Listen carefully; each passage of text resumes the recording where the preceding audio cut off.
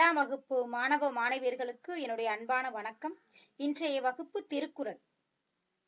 கற்க கசடர கற்பவை கற்றபின் நிற்க அதற்கு தக. இது எல்லோருக்கும் பிடித்த குறள். வாழ்க்கையில முக்கியமான ஒரு குறள்னு சொல்றோம். படிக்கிறத குற்றமற படிக்கணும். படிச்ச செய்திகளை வாழ்க்கையில அதன்படி கடைபிடிக்கணும் அப்படிங்கிறதான் வள்ளுவர் சிந்திச்சு சொல்லியிருக்காரு. கற்க வேண்டியவற்றை பிழை இல்லாமல் கற்று அதன் பிறகு அந்த வழியிலே நடக்க வேண்டும். அதன் பிறகு அந்த கல்வியை நம்ம எப்படி எடுத்துக்கணும் அப்படின்னா, எண்ணென்ப ஏன எழுத்தன்ப. எண்ணையும் எழுத்தையும் படிக்கின்ற எண்ணும் எழுத்தும் நம்ம வாழ்க்கையில நம்ம கிட்ட இருக்க கண்கள் போல, உயிர் போல. தொட்டனை தூறும் மணற்கேணி மாந்தருக்கு கற்றனை தூறும் அறிவு.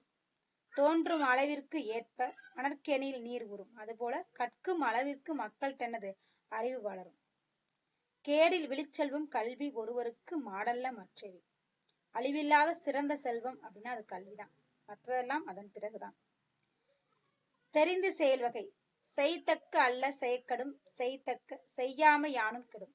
செய்யத்தகாத செயல்களை செய்வதாலும் செய்யத்தக்க செயல்களை செய்யாமல் விடுவதாலும் தீமை உண்டாகும். எண்ணி துணிக கருமம் துணிந்த பின் எண்ணுவோம் என்பது இழுக்கு. எந்த செயலையுமே நமக்கு சிந்திச்சுதான் தொடங்கணும். அதன் பிறகு எண்ணி பார்க்காம நான் செஞ்சுட்டோம்னா அது குற்றமா முடிந்துவிடும். நன்றாற்றல் உள்ளும் தவறுண்டு அவரவர் பண்பறிந்து ஆற்றாக்கடை. நாம் ஒருவருடைய பண்பை அறிந்து அவருக்கு நன்மை செய்யணும். இல்லைன்னா நன்மை செய்யறதுனால தீமை வந்து விடும். நம்ம நன்மை செய்யும் போது கூட அவங்களுடைய பண்பை உணர்ந்து நம்ம உதவி செய்யணும், நன்றி சொல்லணும். சுற்றத்தலால் காக்கை கரவா கரைந்துண்ணும் அக்கமும் அன்ன நீரார்க்கே உள்ள.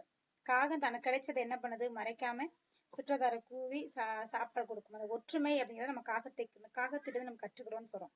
அத்தகைய பண்பு உடையவர்களிடம் தான் செல்வம் இருக்கும். கொடுத்து உதவுங்கள்ட்ட தான் செல்வங்கள் நிறைய சேரும். மடியின்மை. மடியை மடியா ஒழுகல் குடியை குடியாக வேண்டுபவர். தன் குடியை சிறப்புடைய குடியாக செய்ய விரும்புவர். சோம்பலை துன்பமாக கருதி முயற்சியோடு வாழ்தல் வேண்டும். இடுக்கண் அழியாமை. இடும்பைக்கு இடும்பை அடுப்பர், இடும்பைக்கு இடும்பை படாதவர். துன்பம் வந்த போது வருந்தி கலங்காதவர், அந்த துன்பத்திற்கே துன்பம் உண்டாகி அதனை வென்று விடுவர். அதனால வருந்தி கலங்கணும் அப்படிங்கிறத சொல்றாங்க. நன்றி.